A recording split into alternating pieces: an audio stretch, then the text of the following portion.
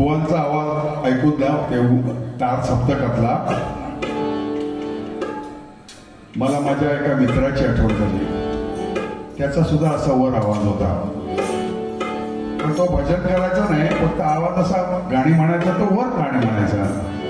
मी त्याला सजेशन दिलं एकदा, बघ म्हटला तो तू गात नाही काय नाही, या आवाज एवढा उंच आहे, उपयोग काय तुझा, या आवाजाचा काहीतरी उपयोग कर. म्हटलं बघ म्हटलं आपल्या इथे येतात मोडतोड तांबा पितळ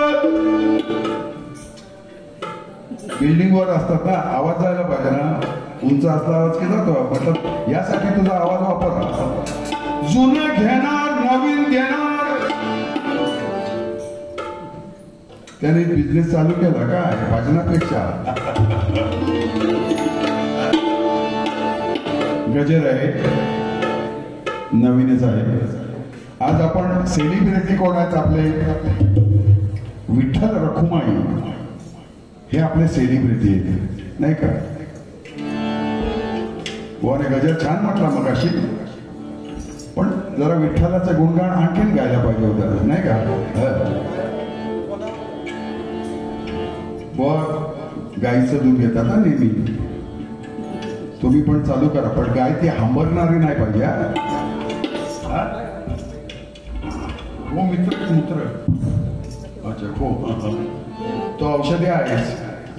रामदेव बाबाला विचारा, ते पण सांगतात. गजर आहे.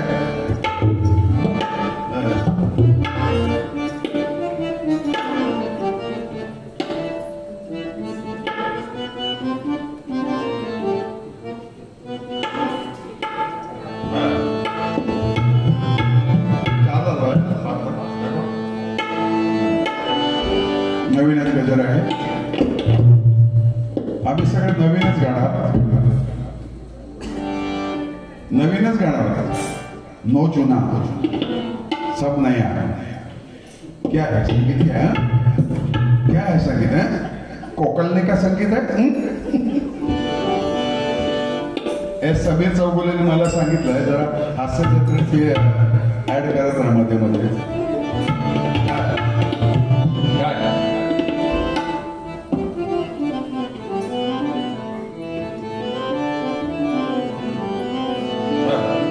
द्वारकेचा रण आला पंढरपुरात, द्वारकेचा रण आला, द्वारकेचा रण आला पंढरपुराला. तसंच ना, द्वारकेचा रण आला पंढरपुराला, द्वारकेचा रण पंढरपुराला, द्वारकेचा रण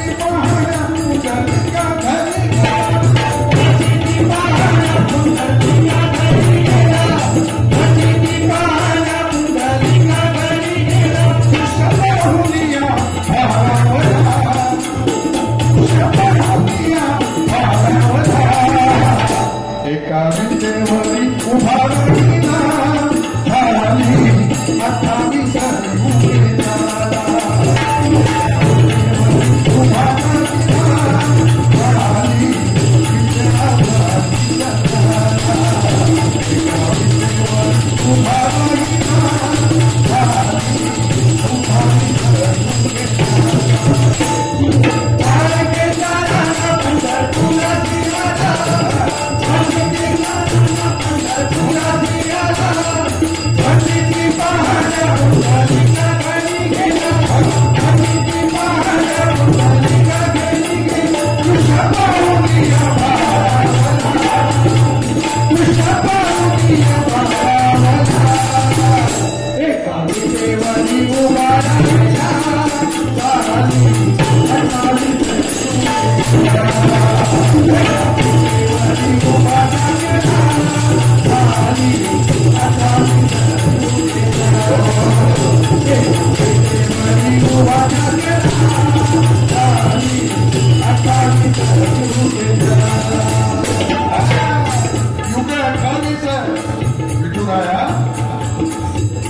एका विटेवर उभे आहे.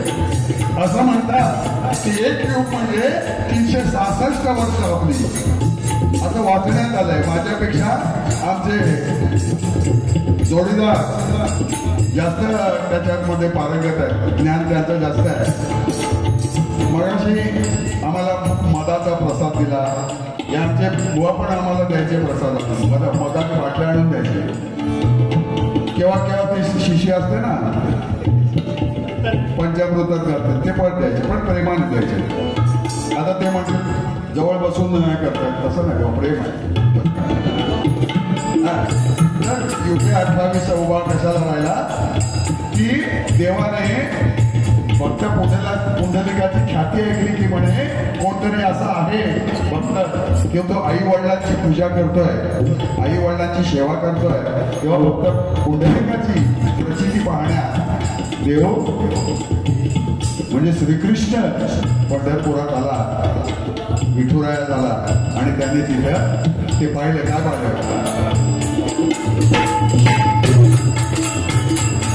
काय करत होता पुंडलिक? माता पित्याची सेवा करीत होता, हरिता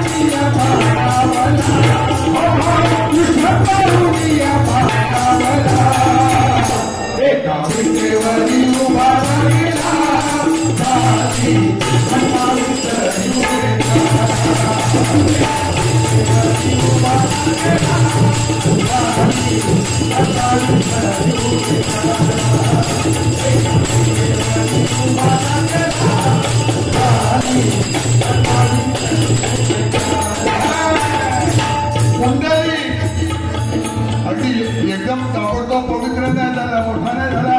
तो सुद्धा पहिल्यांदा बायकोला नेत होता तीर्थयात्रेला आणि आई वडिलांना दोरी ते बांधलं होतं. बुवा सांगतात तर एक कुकट ऋषीचा आश्रम होता, तिथे त्याने एक दिवस वस्ती केली. तर बघतो तर काय तिथं मोठ्यांचा आदर होत होता, ते त्याने बघितलं आणि त्यापासून त्याने आई वडिलांची सेवा करायला सुरुवात केली. मुलगा कसा पाहिजे? आईचं काळीज मागणारा नसावं, काळीज मागणारा नसावा, नाही का? ईश्वराची भक्ती करणारा असावा. बघा त्यापासून काय झालं बघा. झालं पंढरपूर, झालं पंढरपूर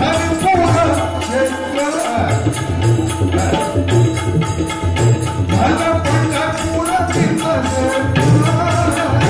भक्त येती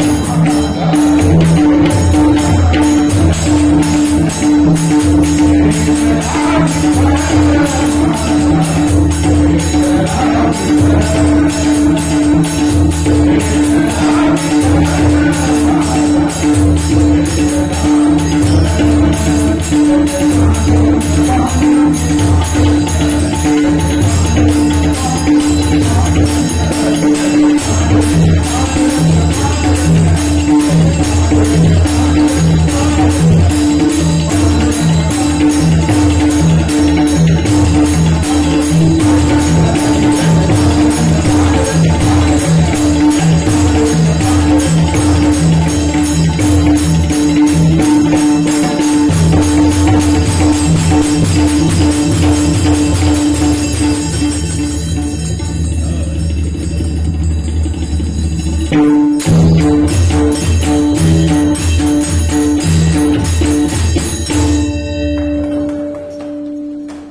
धन्यवाद.